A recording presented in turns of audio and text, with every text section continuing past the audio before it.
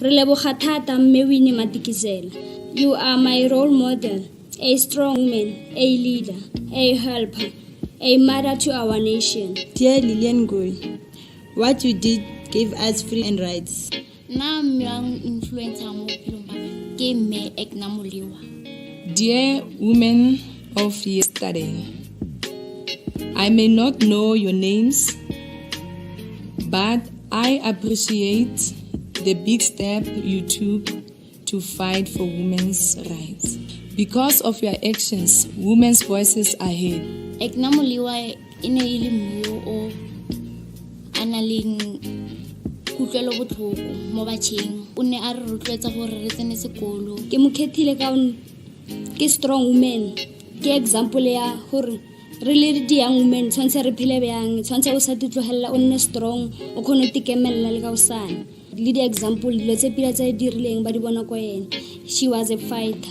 Nna ke khethile mme Lillian Goy because o lwetse di rights tsa basadi ba botlhe ba South Africa, ba race yotlhe gore ba botlhe ba tshwane ba lekane. Basadi ba khala ba tlele karolo e kgolo mo matshelong a rena, cause ba kgonne go ya kwa ba matšhe go lwela ditokelo tsa rena basadi, and then ba kgonne go re lwela gore like mosadi a tswe botho ba hae a sa nna ko tlasa moruti wa monna. Many women took part in fighting for women's rights, but as young people nowadays, a re lebelle batho ba ileng hore ha ba mentioniwe on the history. We do not get chance to know their names and appreciate them. Mosebetsi wa gae o tlonnotse o tswela pele. The political situation was not easy for women then, but now women are even able to be part of the parliament. Their voices now are heard. Rena re le basha re nya go itsweletsa pele, and then re khona bona gore le ba batlang go mora wa rena le bona ba khona tswela pele. That's why ke re ke nya go nna fighter ka how le fighter you will never give up in life. Nthe o inyakang o tla ifitlhella. I love you for what you have done. Thank you. Ngiyakuthanza kakhulu. Ngibale njalo.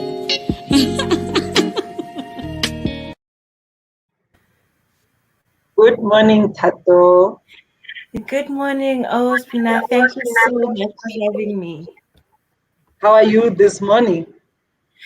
I am good. I am grateful. I am here. I am ecstatic. I can't wait to have this conversation with you.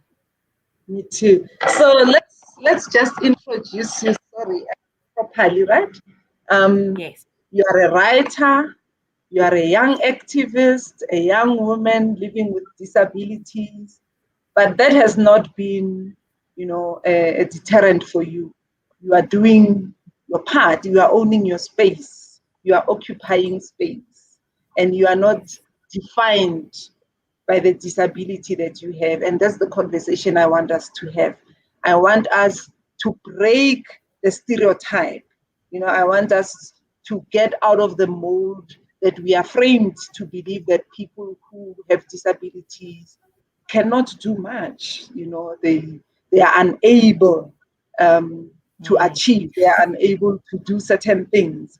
But you are actually changing that story. You are changing that narrative because you even received an award for the work that you do. So I want us to have that conversation because it's important for us to understand that intersecting issues affect all of us differently. I mean, I am able-bodied, and me being able-bodied, I am sort of at a privilege.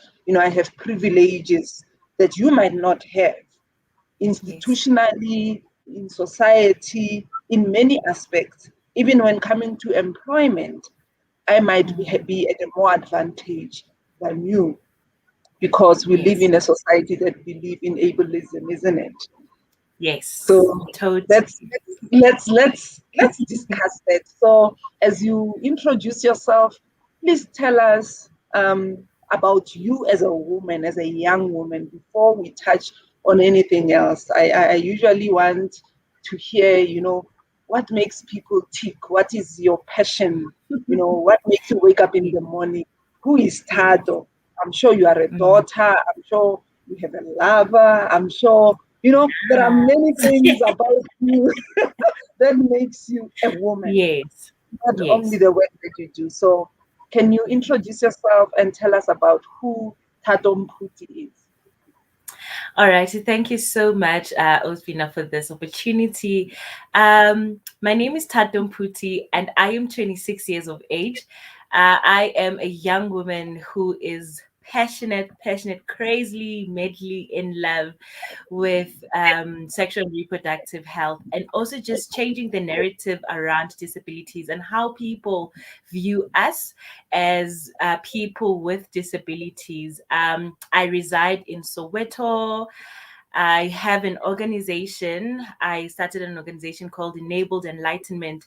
And all we do with the organization is to ensure that we empower and we continue to change the narrative around disabilities.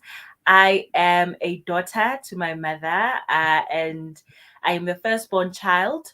I acquired my disability at the age of 8. And when I joke around, I would usually say, yo, I got a taste of what normal life is. Um, because when I acquired my disability at the age of 8, that's when everything changed for me. And I love the fact that you actually touched on, the differences, um, like how society then starts to view you as a person with disability. But it is all those experiences that continue to shape who I am as a young woman, as a fighter, as an activist, and as a feminist who strongly believes that women can, and especially women with disabilities. So that is who Thato Mphuti is in a nutshell. Babes Omzabalazo, they would usually call me for some reason. Nice. Very Zomzala. So I like that. Yeah. So you were not born with a disability, from what I hear. Yes. Okay. And I'm sure that change really affected not only you, but your family. Because Yes. I grew up in a society where families would hide their children who have disabilities. They would hide them because I think there is maybe society brings families that have children with disabilities the idea that they should be ashamed for having Mhm. a child, and I'm using inverted commas, a child who is not normal, right? Because what we Mhm. consider normal as society is actually abnormal, because we normalize Mm. what is abnormal, and what is normal we Mm. then do not want to normalize. So I like that you didn't Yes. use, you didn't allow yourself, to be held back by your disability. And that's what I want you to tell us about. How did you become Babes Mzabalazo? What inspired you to start this Mzabalazo, you know, um, Yes. this Mzabalazo of yours? Sorry. Yes. Okay. Thank you for that question. So how it became Babes Omzabalazo is because I realized my struggles growing up and understanding and also seeing just how people treated me differently. And I knew then and there that I needed, to bridge the gap and to start changing how people view us as people with disabilities. So I started my journey in activism at a tender age of 9. And I'll explain why I say I started my activism at the age of 9. Just that at that time I did not know that what I was doing was activism. So after I was diagnosed, and I now acquired my disability, then the doctors, decided to say you need to go to a special school because now with your condition you can't continue with mainstream schooling. And I refused. I refused to go to a special school because for the longest time, even now I still say that there is nothing different about me, and I don't understand why I need to be then excluded from people who are said to be, normal, like you were saying earlier. So that's when my activism and my advocacy started. So I continued with mainstream schooling which was both a blessing and a curse, because looking at how our schools are structured, they are not catered or they are not designed for people with disabilities. So I had my own fair share of challenges within the schooling system, not being able to access, certain things within the school, and also just being excluded from different activities because now I can't run, I can't walk without aid. um and also that, that also, there was that space where children would mock me, would discriminate me, would make me feel uncomfortable, because now I was different.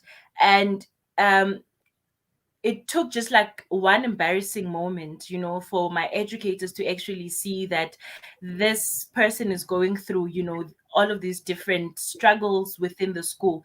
And they could not pick it up immediately because in terms of my academics, I was still doing great. I was performing, I was still getting my accolades and everything, but I was still being discriminated against.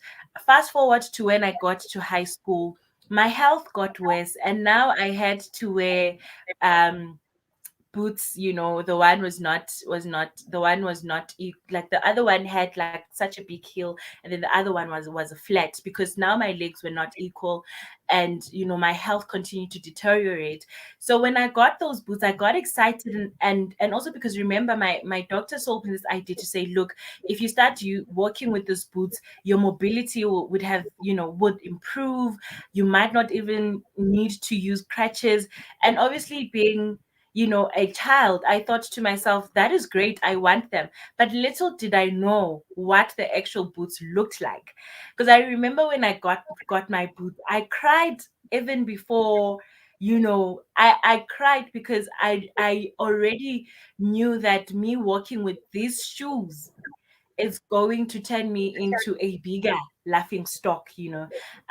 So it is those experiences that actually shaped me to say, look, people are not used to people with disabilities, or people are not comfortable around or with people with disabilities because maybe they are not informed, or it is just there may be different reasons to why people treat or act the way that they do around persons with disabilities. And I took all of those experiences and put them together to shape, my journey into officiating my activism. And I started the journey with the One in Nine campaign, where, I was introduced to the concept of feminism, and what feminist principles are.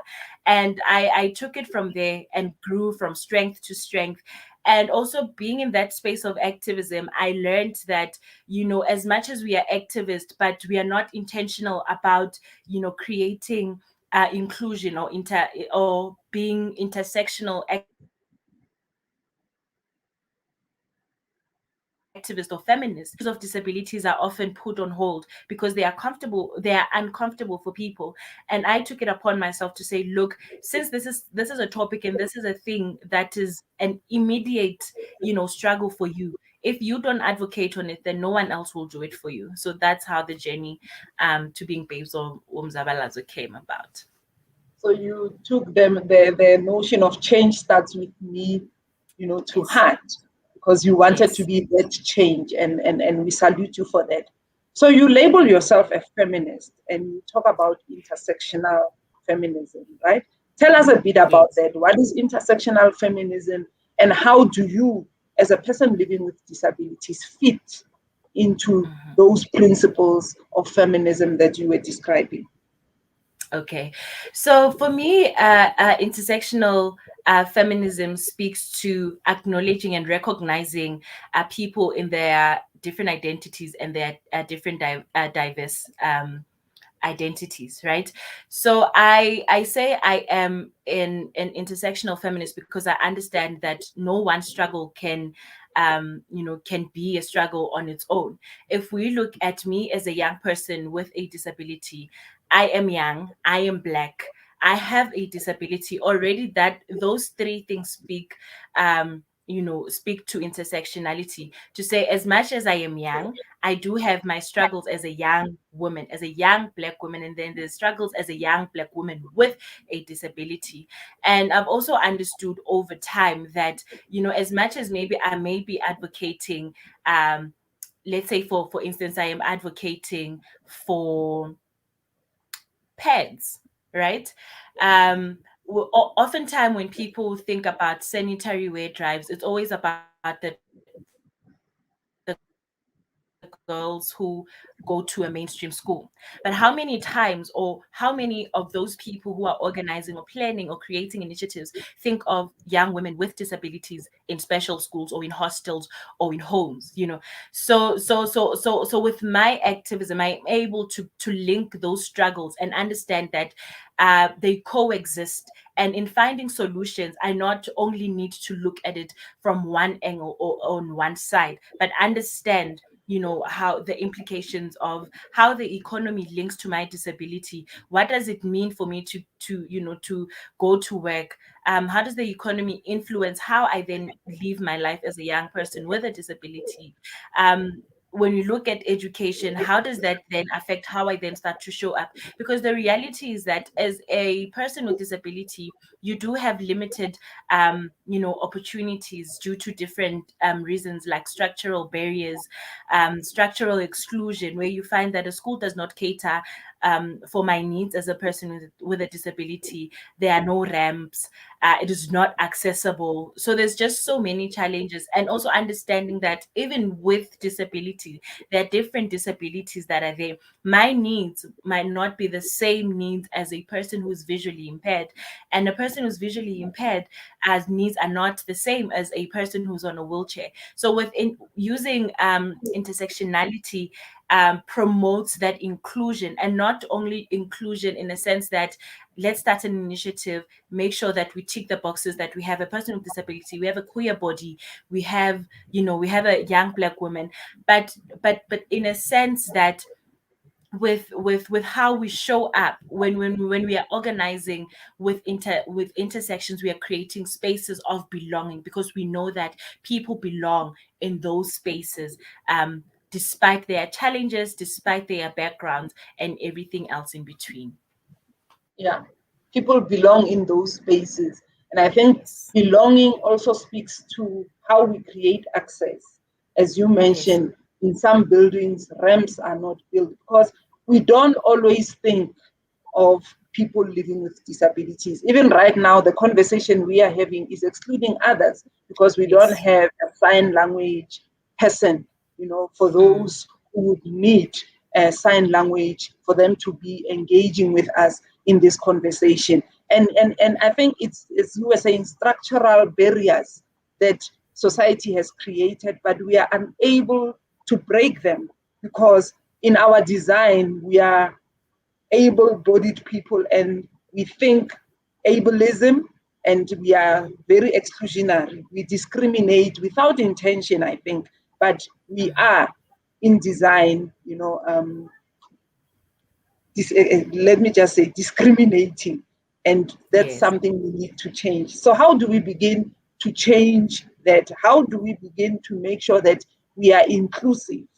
You know, we create space, we include everybody, as you mentioned, queer bodies, people living with disabilities. How do we break the institutional, the physical, and the societal barriers that exist so that we live in a society that accepts everybody and that gives everybody their right to belong?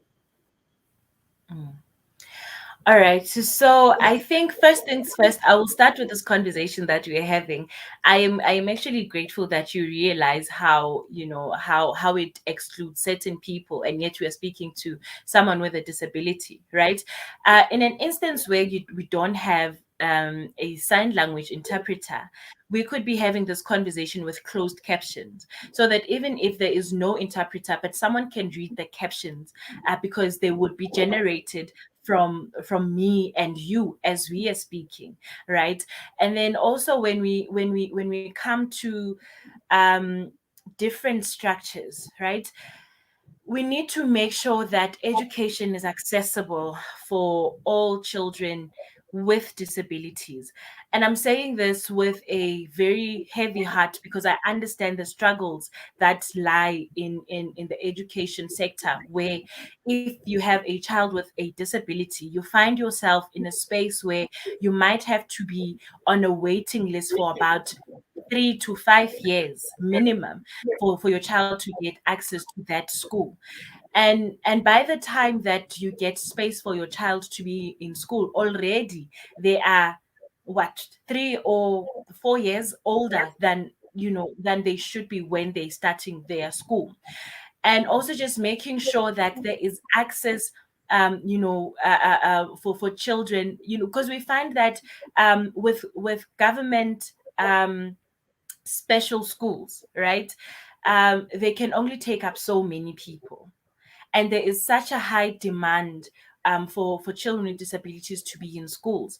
And when you find a private school, it is ridiculously priced when you look at the reality or the lived experience of a mother with a child who has a disability. Number one, if you have a child with a disability, it somehow excludes you to economic activities because you then need to care for this child 24/7, and you're probably living on a disability grant, which is only like a which can only cover a portion, of the child's needs. So we also need to start thinking about how can we create opportunities for mothers with children who have disabilities to be included in economic activities, even if it means that they need to do beading, or they need to have a center that will cater or will care for their children while they try to go into different spaces of economic activities, be it it's work, be it it's selling, be whatever thing they want to choose as their means of generating an income to ensure that they can provide for their children. And then also, I think, speaking also on that part of an education system, I envision, or I would like to see a world where we have children in the same school, right? Understanding that there are children with the different disabilities that exist, needs special care or a certain attention. But if we have an all-inclusive school, we would know that children grow up, knowing that there are people with disabilities, and this is how we actually create space for people with disabilities, because then we would have integrated persons with disabilities into spaces that are not um, traditionally inclusion that are not traditionally inclusive to people with disabilities. How we use our language, I cannot stress this enough.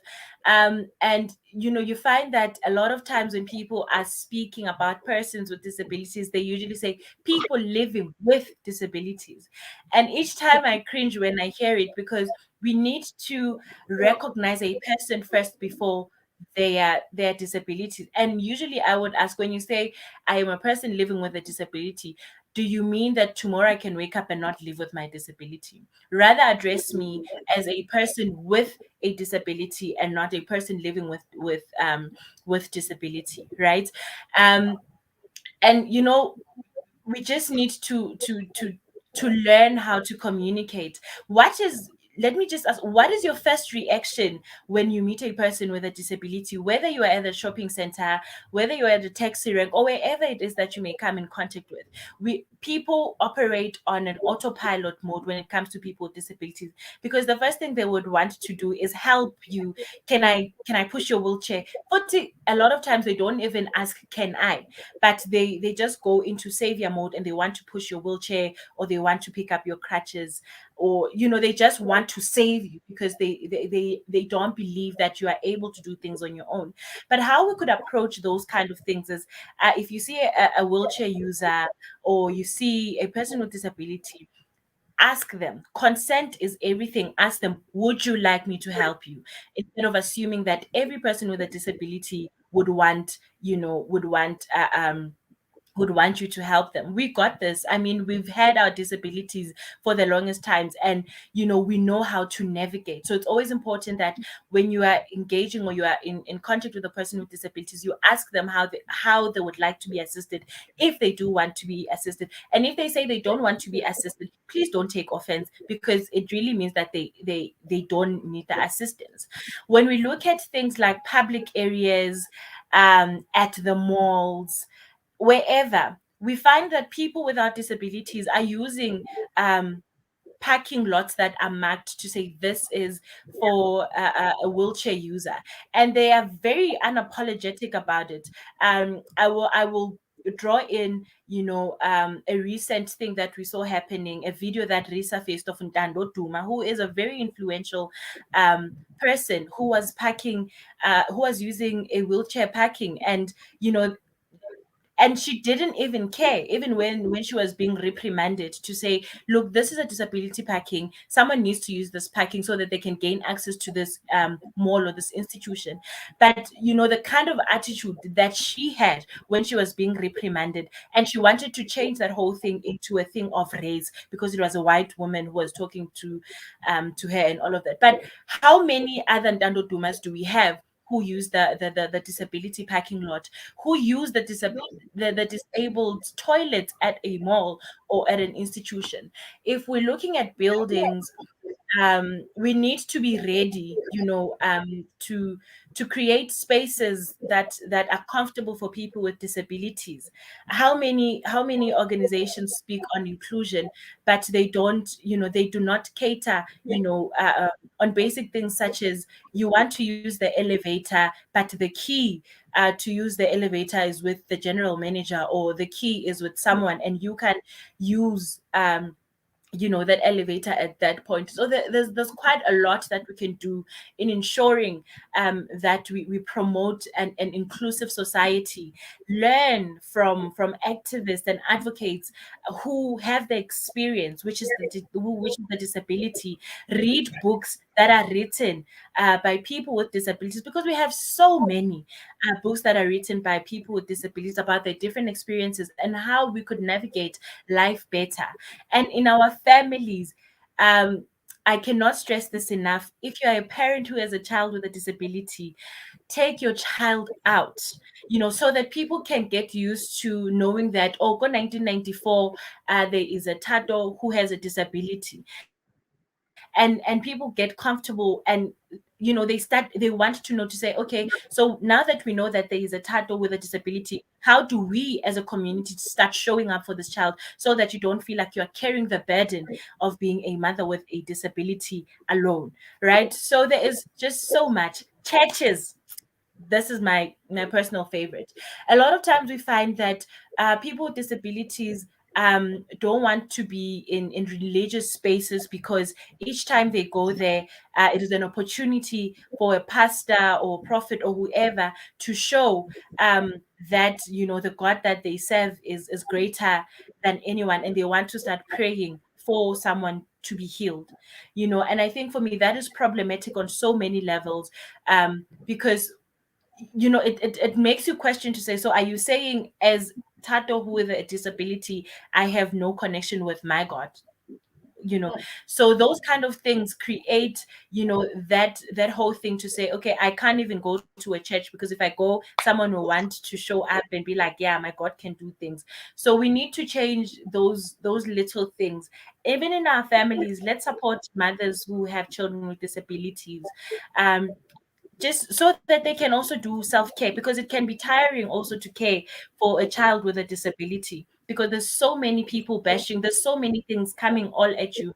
But once in a while, ask, can I take Thato out, maybe for a walk, if it's a walk that they need to? Can I take Thato to their monthly checkup, if that's what needs to happen? But always ask, to say, how can I show up for you as a person with disability, or as a parent with a child with a disability? I can go on and on, but I think that can just sum up some of the things we can do in creating inclusive spaces. Sure, Thato. And language for me is something that I'm taking from today, because from time to time I use, this language that is problematic that you are calling out, because I think it's the society that shapes how we view people, right? So in society, in some spaces, you will hear people say people living with disabilities. But Yeah. thank you for correcting us. It's a person with disabilities. It's not Disability. a person living with disabilities. Mhm. So we Yes. need to get the language right, because our language is also very offensive without realizing. So Yes. thank you for calling it out. And to everybody listening, from today, if you were like me saying people living with disabilities, please note it's persons with disabilities. It's persons with disabilities. And Thato, I appreciate the work that you do in advocating even for education. I don't know how many young people, and maybe it's research we need to do, how many young people are not able to get education today because they are persons with disabilities? How the system itself is excluding them, but also the families, are not willing to put them in mainstream because maybe the way they were treated, as you were saying, communities and society is very discriminating.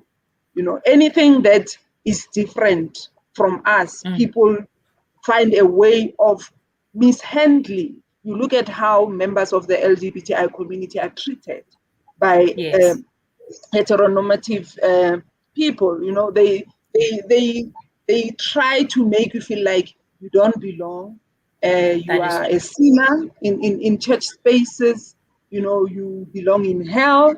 And as you are saying, even people with disabilities in church spaces are mistreated because now Yeah. someone wants to demonstrate that they have the power to heal, and they then victimize you. So there's so Yeah. much that we do as communities, as people, without realizing the harm that we are causing to people. And I'm happy that you and I today are creating awareness. We are making Yes. people aware. Maybe people were not aware. We cannot plead ignorance. As you said, read, educate yourself, inform yourself, be inquisitive, Ask.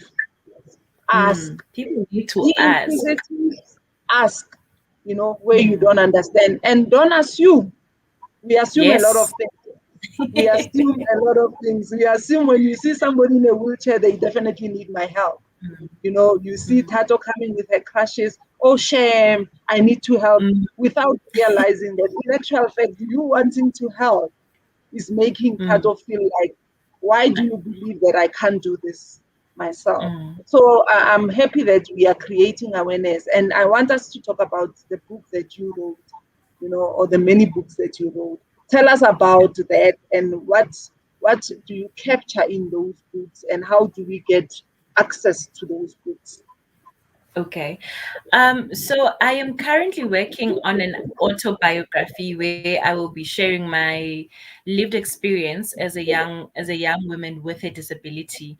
I, however, have written a few articles which I can share links to on the comment section later. But the book will be out, and as soon as it is out, I will definitely make sure that the Soul City Institute knows about it, and then we can start circulating um, accordingly to the different people that that need the book. So the book is not out yet, but I think for me, writing was one of my greatest healers. And I say this because it was through writing that I was able to raise awareness about the different things that I was experiencing in the school setting that educators were not able, to pick up. And it is through the writing that I have also started, having spaces of writing for other people with disability to say, let's come, let's just write, let's write our own stories, because a lot of times when you look at history, it is not a lot of times that you actually get to hear or see stories about people with disabilities. So I am just on that journey to ensuring that I get to engage and connect with as many people with disabilities, and then we rewrite our own history. We rewrite what we would like to be remembered for. We rewrite what or how we envision an inclusive world to look like and to be.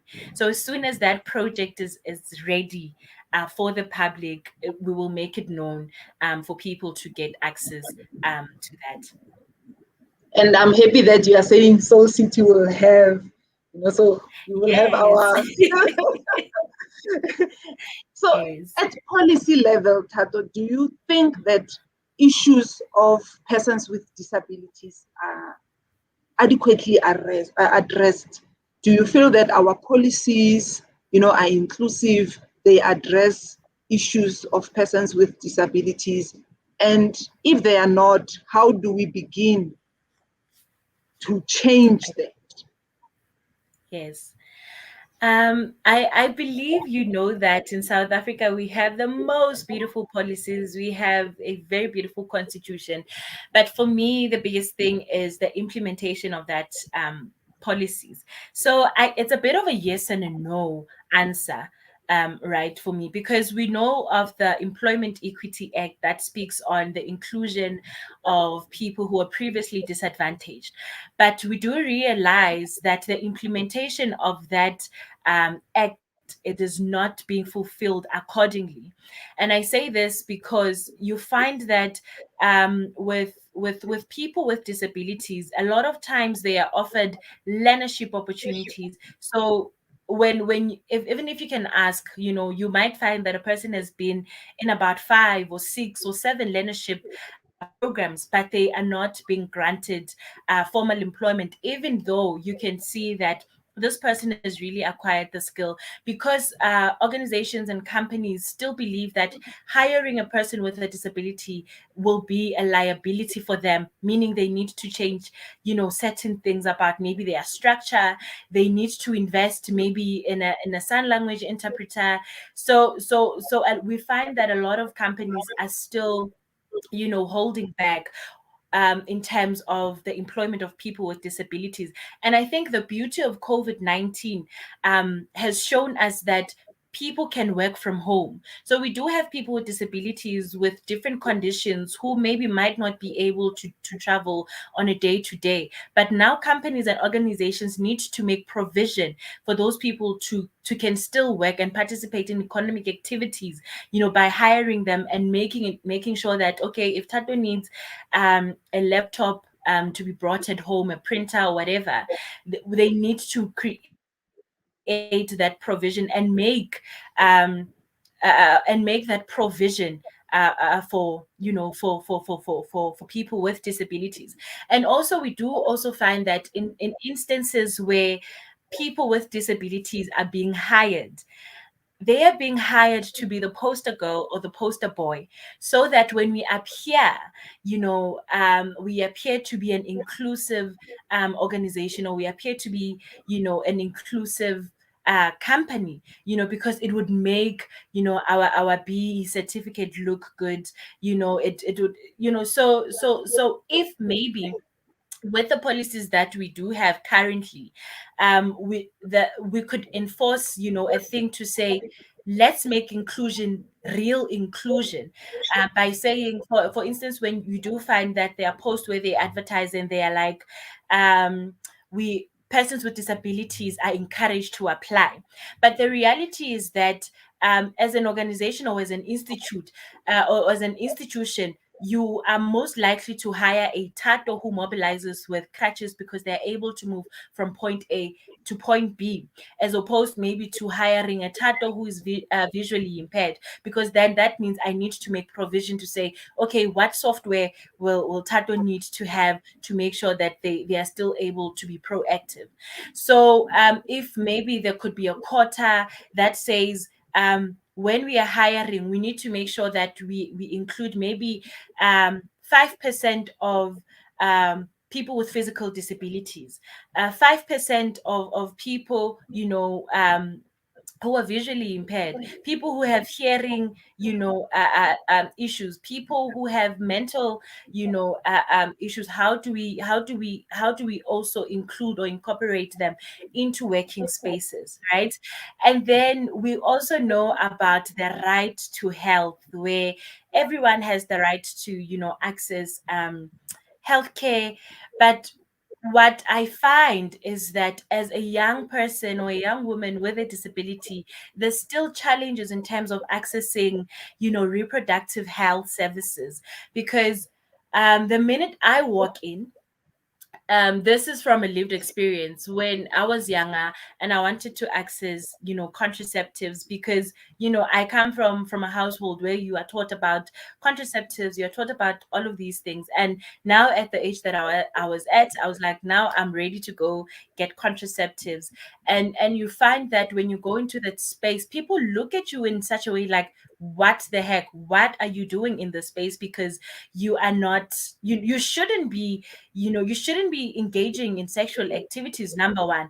But what they are not seeing, or what they are not looking at, is the fact that as a person with a disability, you have the right to access reproductive health services, whether you want to get contraceptives, whether you want to access things like your termination of pregnancy services, whether you need to get, maternal health, antenatal care, and postnatal care. You need to have easy access to those things. So I think, we're still lagging behind, especially in the health space, when it comes to reproductive health, because of the ideologies, that people have, that are centered around, ableist beliefs, that as a person with a disability, you shouldn't be having sex, you shouldn't be falling pregnant, you can't get an abortion. So yeah, there's quite a lot that still needs to happen in ensuring that when we talk about inclusion, it is not inclusion that is written on paper,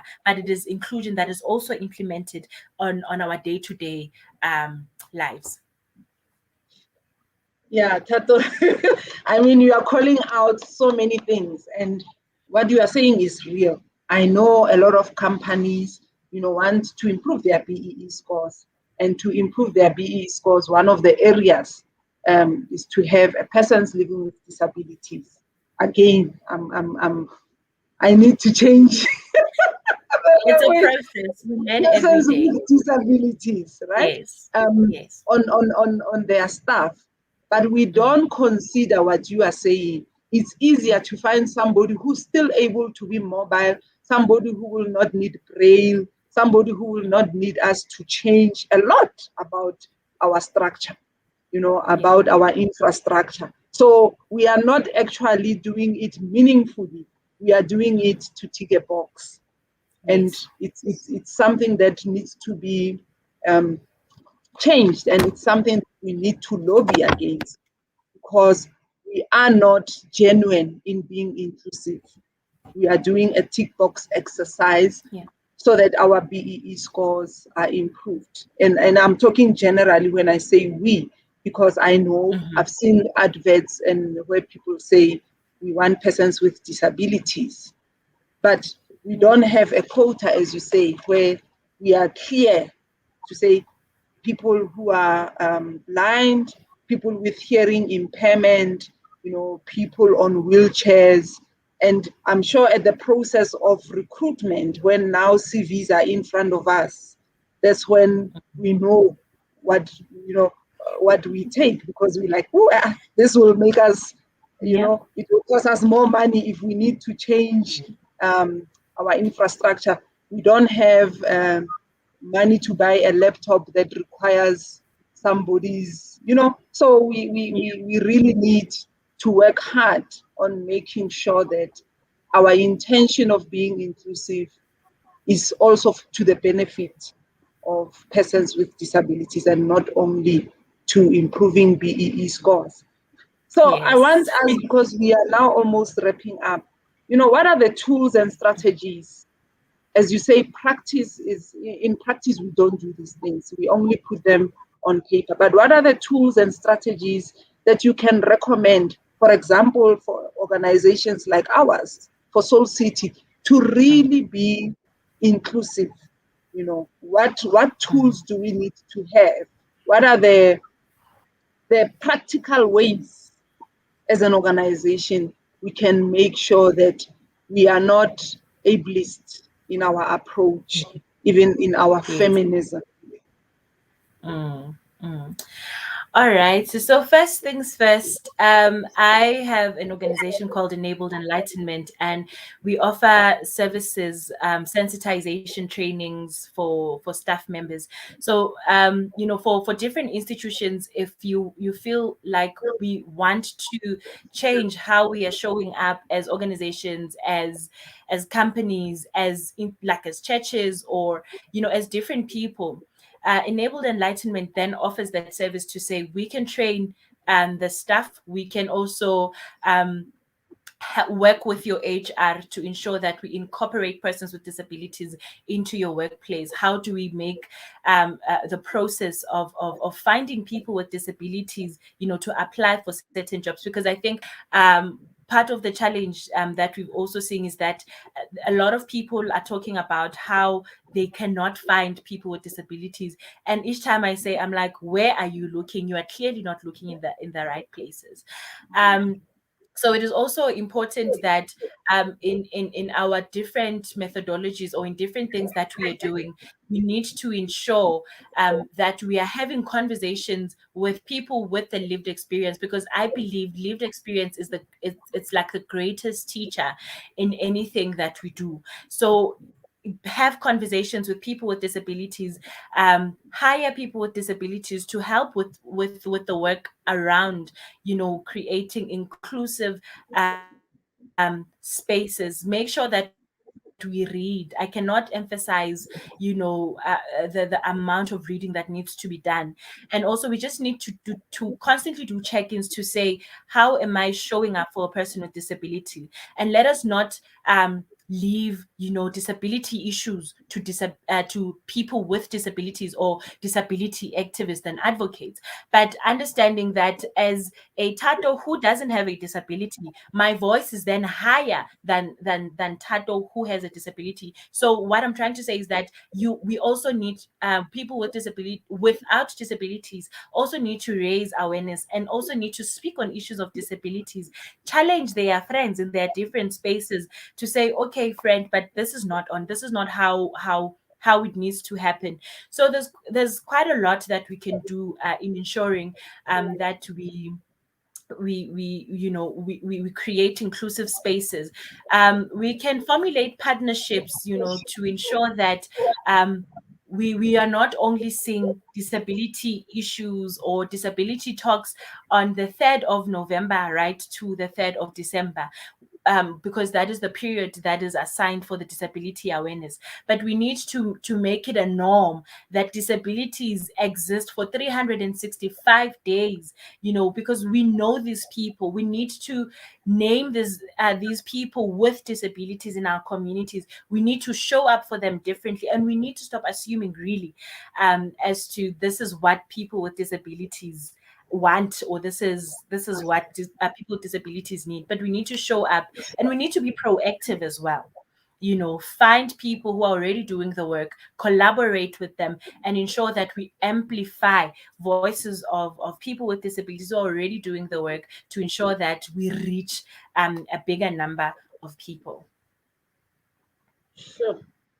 Thank you for that. So we need to amplify the voices of persons with disabilities and Yes. learn about the different disabilities, so that we can start understanding, firstly, that everybody is a human being, Yeah. regardless of the conditions.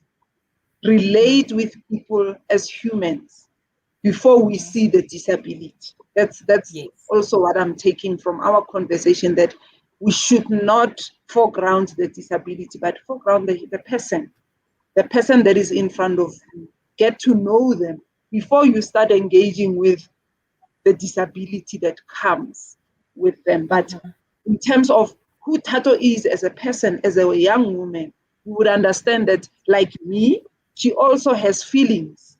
So she would want to Yes. be in a love relationship. And therefore, Yeah. when she's not ready to be pregnant, she will want contraceptives. because she's being Yeah. responsible. But we then look at how. How maybe we even start asking a lot of questions that we should not be asking, because Yeah. when an able-bodied person goes to get contraceptives, we don't ask. We only ask when it's young women, because again, we live in a society that wants to determine for young women how they should live their lives. Bodily autonomy is a right that is denied. Yes. It's there in the Constitution, but in reality, it's a right that is denied for young That's so women. true. So That I is can imagine when it's denied for young women, but more so for a young woman who's a person with disability. Yeah. So you get a Yes. double whammy of denial. Yeah. So Yeah. the world is tough, but we must change that. And Of I want course. to be part of the people who bring the change. And I'm not shy to make mistakes in my learning, because it's Yes. only then that I can learn how to relate, how to speak. And I want programs in Soul City that will be inclusive, like you were saying. So we would need to touch base with you to learn, Yes. to unlearn. So as we will be learning, we will also be unlearning. There's a lot of unlearning that needs to happen. We have programs for young women. We have a program called Rise Young Women. And I know we also have a program. So I know that in our program, we are trying to reach out, but I don't think we are yet there. We have reached out to the point where we can say we are inclusive. So we would need guidance. We would need to know how to reach out to persons with disabilities, young women, for them not to see our clubs as exclusively able-bodied clubs, for them not to see our clubs as exclusively my tongue. Yes. We get you, girl. We get you. It twists my tongue. But I want to say our clubs right now are 90%, if not more, able-bodied, and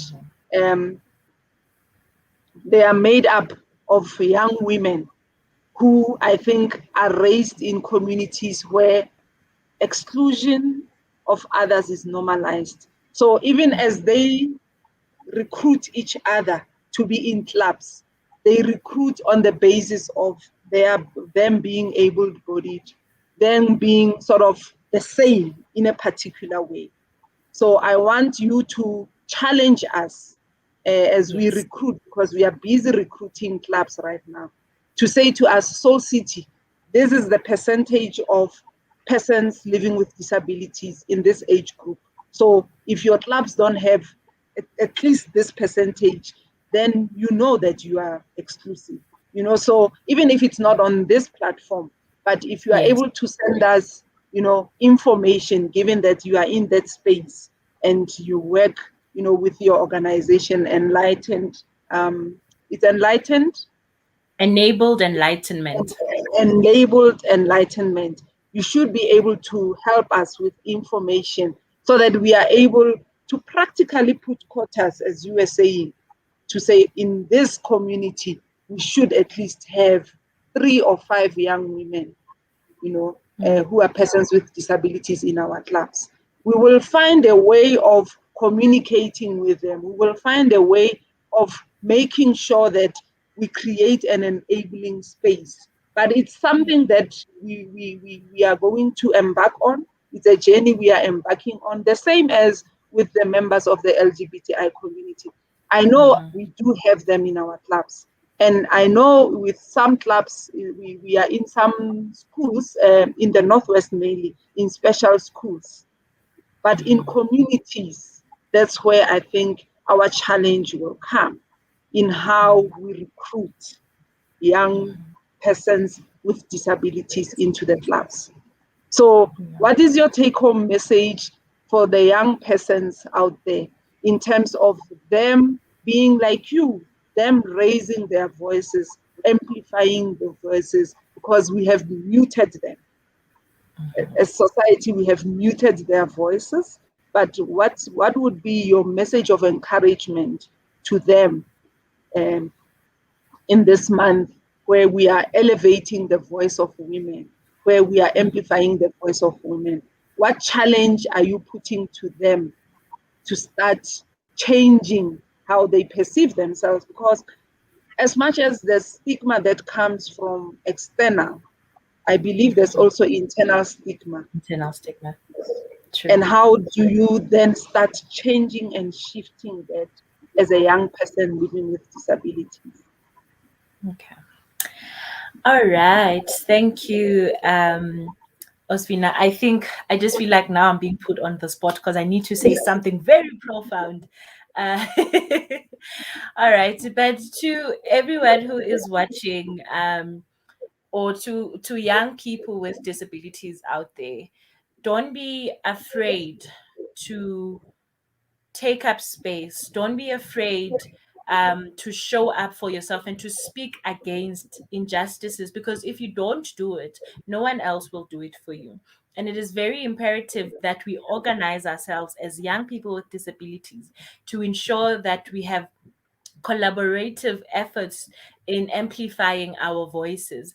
Just because someone is already 5 steps ahead does not mean you can't connect with them and work with them. So be open to networking, be open to challenging people. Initially, when it starts, it will also be uncomfortable for you because you would be moving from your comfort zone. And also, when it comes to internal struggles, darling, look yourself in the mirror every day and tell yourself that I am that girl who's going to change the world. And turn it into a habit, so much so that you believe it and you start seeing it. That way you will build your confidence and you will also show up into the world differently, because what you the energy that you give out to the world is the same energy that you will get back at you. So if you're going to come and show up and be sloppy, that is the energy that you're going to be receiving. But if you affirm yourself and you show up and be like, look, I am out to get everything, we are coming for everything, that energy, that spirit is what you need to put out, and I promise you, you will get that 10 times coming back at you. And lastly, make them uncomfortable until they become accountable. Thank you. Make us uncomfortable until. I like that. Make us, right? Because I'm speaking now to able-bodied people. Make us uncomfortable. I think our comfort has created an environment that is hostile. Our privileges have created a hostile environment, and we need to change the status quo. In clinics where we facilitate for young people to have access, we need to make sure that we create access in its totality, not only for young women to come and get contraceptives, but to make sure that young women advocate for spaces to be inclusive to others, who have been excluded before. And therefore, I take what you are saying very seriously. And as I indicated, we will engage with you because we want to be an inclusive organization. We don't want to speak the speak and not walk the talk. We want, to be called out and to fix the gaps that have been created so that we live in a society that is inclusive and that gives everyone their freedom as enshrined in the Constitution. So you are the change, and we want to be part of the change as well. We celebrate you, Thato, and well done for all the achievements. And I salute the power that you are. I salute the courage that you hold in amplifying the voices of persons with disabilities. Thank you very much for allowing us to engage with you, for gaining so much insight from you. You have really taught us a lot, and there's so much that we still need to learn. So thank you, Thato, and salute. Thank you so much, Ospina. It's been great having this conversation with you. And I really do hope that people will take, even if it's just one thing that you are taking from this conversation, but we can all be better people. Thank you so much for having me. It's been great. It's been great. Thank you, everyone. Enjoy the rest of your day. Goodbye.